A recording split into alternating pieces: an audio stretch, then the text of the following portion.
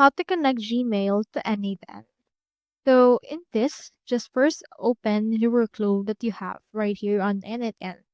So I have in here my trigger event, which is on form submission. So when a user actually submitted the form, it will prompt the Slack to get files.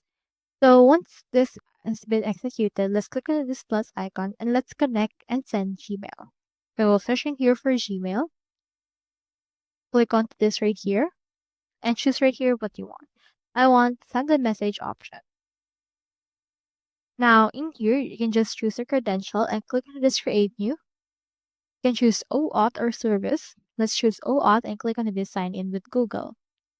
Once that's been done, this will open right here this particular window. So just wait for this and then just choose the account that you wish to connect. I'll choose right here my first account. And then after that, proceed to actually review the access.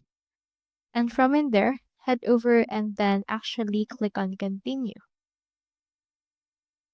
Once you have done that, connection has been successful and it's been added right here. Let's close this now. You can choose the resource as well as the to, the subject, and the links. I'll just choose right here the file type for the subject or for the actual message. Once you're done, just execute the step in order to add it right here directly to your workflow. So that's how you connect Gmail to n8n. Hope we help.